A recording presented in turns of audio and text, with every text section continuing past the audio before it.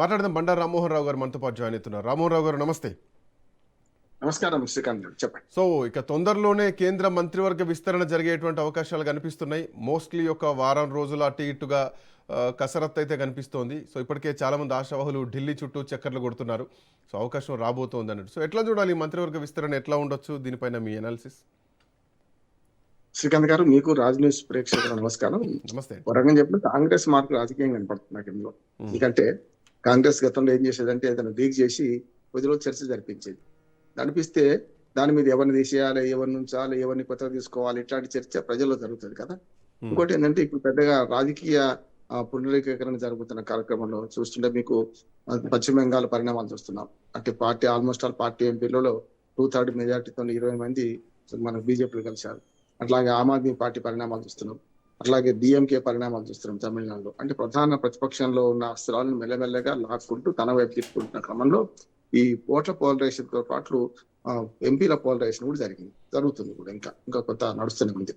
కనుక అట్లా చూసుకుంటే మీరు అన్నట్టు పెద్ద రాష్ట్రాల ఎన్నికలు, గుజరాత్, ఉత్తరప్రదేశ్, మధ్యప్రదేశ్ ఇట్లాంటి ఎన్నికలు వచ్చే సంవత్సరం ఎన్నికలు ఉన్నాయి కనుక ఈ ఎన్నికల లోపు కొత్త తరాన్ని తీసుకొచ్చే ప్రయత్నం చేస్తుందా అనిపిస్తుంది. ఎందుకంటే లీకేజ్ ఇచ్చుకుంటూ అఫీషియల్ లీక్ ఇచ్చి దాని మీద చర్చలు జరిగితే ప్రజలు ఏమనుకుంటున్నారు తెలుస్తుంది కదా.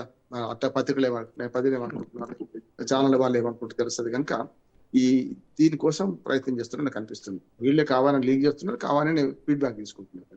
ఇందులో నాకు తెలిసి నేను అనుకుంటున్నది ఏంటంటే పంజాబ్ లో నేను కీలక పరిణామాలు జరిగినాయి. వరుసగా చెద్దా గాని వాళ్ళందరూ కొంత ఆనందోత్సాహాలతో పడుతున్నారు. ఆశావాహులు ఎక్కువ మంది కొంచెం రేపు పొద్దున మీటింగ్లు పెట్టుకుని రేపు మేము వస్తున్నాం అన్నట్టు మాట్లాడుతున్నారు. కనుక అదొకటి కనపడుతుంది. ఢిల్లీలో కూడా రాజకీయ సంచలనం జరుగుతుంది. రాజకీయంగా పునరీకరణ జరుగుతున్న కార్యక్రమంలో భాగంగా నేను అనుకుంటుంది ఏంటంటే నితిన్ నబీన్ అధ్యక్షుడిగా ఎంపిక చేయడం నుంచి మొదలుకొని పావులు కదులుతుంది. బీజేపీ ఎప్పుడు కూడా సైలెంట్ గా చాప కింద నీరులాగా తన పని తాను చేసుకోకపోతే అవసరమైనప్పుడు మాత్రం అఫీషియల్ లీక్ ఇస్తుంది. కనుక అదే రకంగా నితిన్ నబీన్ పెట్టినప్పుడే మనకు అర్థమైందంటే జంజీ కన్నా కొంచెం మధ్యన అటు పూర్తిగా వృద్ధ తరానికి జంజీకి మధ్యన ఉన్న తరాన్ని 40 ఏళ్ళు 45 ఆ ప్రాంతంలో ఉన్న వాళ్ళు పెట్టుకుంటే బాగుంటుంది అనుకున్నారు. ఇప్పటిదాకా అతి యువకుడైన అధ్యక్షుడిగా నితిన్ నబీన్ బీజేపీ నిలుస్తారు 82 తర్వాత.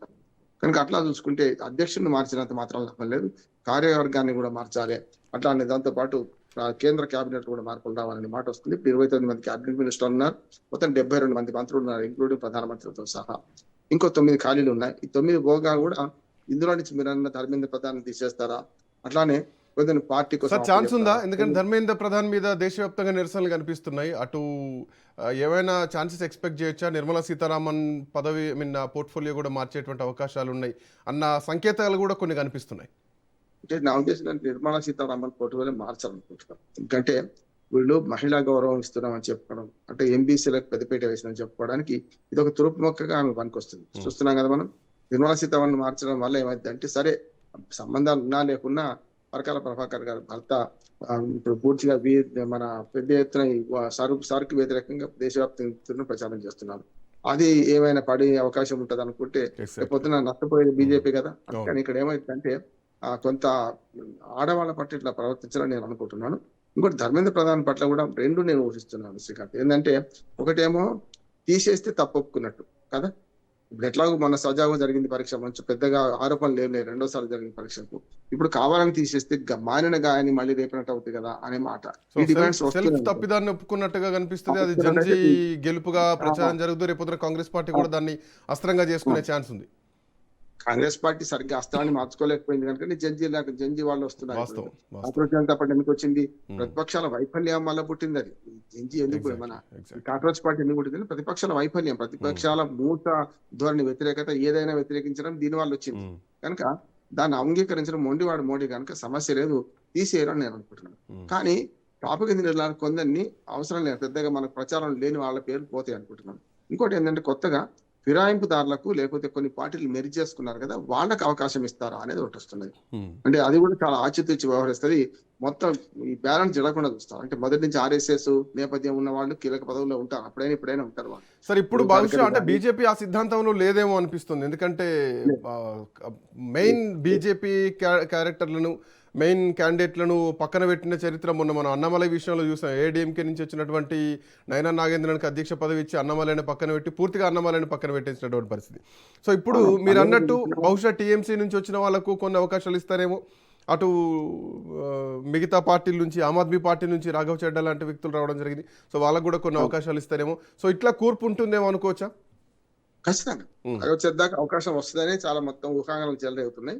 ఇప్పుడు నిన్న పంజాబ్ లో కూడా చాలా పెద్ద ఎత్తున ఈ రాజకీయ సంచలనం మీటింగ్లు అవి చేర్పులు మార్పులు జరుగుతూనే ఉన్నాయి, చూస్తున్నాం మనం. రాఘవ్ ను అట్లాగే కేంద్ర మంత్రివర్గంలోకి తీసుకునే అవకాశం ఉంది. ఎందుకంటే రేపు పొద్దున పంజాబ్ ఎలక్షన్స్ జరగబోతున్నాయి. రేపు పొద్దున పంజాబ్ సీఎం గా రాఘవ్ ప్రకటించిన పెద్ద ఆశ్చర్యపోయేది ఏం లేదు. మరో సువేందు లాగా మరో రాఘవ్ చెడ్డా. సో కేంద్రంలోకి తీసుకోపోకుండా బహుశా పంజాబ్ ని కాన్సన్ట్రేట్ చేపిస్తారేమో అనిపిస్తోంది. బీజేపీ 3 వ్యూహాలు ఆరంభిస్తుంది. మొదలు తమ బలాలను ఉపయోగించుకోవడం, రెండవది ఎదుటివాడి బలహీనతను ఉపయోగించుకోవడం. అంతేకాదు ప్రతిపక్షాల పార్టీలు ఎదురు బలహీనత, ఆ బలహీనతలలో వచ్చిన నాయకత్వాన్ని ఉపయోగించుకోవడం. ఇప్పుడు మన దగ్గర ఉదాహరణకు ఈటల రాజేంద్ర గారు తెలంగాణలో ఆయన బలాన్ని ఉపయోగించుకున్నారు కదా. అటు మన టీఆర్ఎస్ చేసుకున్న బీఆర్ఎస్ చేసుకున్న స్వయంకృత అపరాధం వల్ల బయటకు వచ్చిన బలాన్ని ఉపయోగించుకున్నారు కదా వాళ్ళైతే. అట్లానే ఇప్పుడు చెద్దాన్ గాని లేకపోతే మమతా బెనర్జీతో విభేదించిన ఒక 2-3 గాని మంత్రివర్గంలో ఏ మార్పులు లేకుండా 9 మందిని తీసుకోవచ్చు, సరిపోతారు. ఇప్పుడు వచ్చిన ఎంపీలకు 9 మంది కంటే ఎక్కువ సీనియర్ లేదు కనుక అట్లా చూసుకుంటే కూడా మార్చకుండా చేయొచ్చు, కానీ మారుస్తారని అనుకుంటున్నాను. 3 రకాల మార్పు. ఒకటేమో పెద్దగా అనామకులుగా ఉండి పెద్దగా ప్రభావం చూపించిన వాళ్ళు మార్చేసి మీరు కొద్దిగా ఉండండి, మళ్ళొకసారి అవకాశం ఇస్తామని చెప్పి కొత్త వాళ్ళని తీసుకోవడం ఒక మార్గం. అంటే ఉన్న లేకుండా ఎలాంటి తిరుగుబాటు లేకుండా చూసుకొని మంత్రివర్గాన్ని సైలెంట్ గా మార్చడం. రాజ్యసభ రెన్యువల్స్ కూడా ఉండకపోవచ్చేమో కదా. అదే ఇప్పుడు కురియన్ రాజ్యసభ అయిపోయింది కదా, కనుక కురియన్ తీసుకోకపోవడం కారణం ఏంటంటే రాజ్యసభ అయిపోయింది, మళ్ళీ లేట్ కదా, మరి చట్టసభ సభ్యులు మళ్ళీ ఏమి ఇస్తాం, 6 నెలల్లో రావు ఎలక్షన్స్ అనే మాటకు అటువంటి వాళ్ళని తప్పించడం. మూడోది గతంలో కామరాజు ప్లాన్ లాగానే మోడీ ప్లాన్ కూడా ఏంటంటే గతంలో మురళీ మనోహర్ జోషి, అద్వానీ ఇటువంటి వాళ్ళు తప్పించారు కదా ఆ పాత వాళ్ళు. అట్లానే ఇందులో కూడా కొందరు ఉద్ద జంపుకాలను తప్పిస్తారని నేను అనుకుంటున్నాను, కొందరిని పక్క పెడతారని.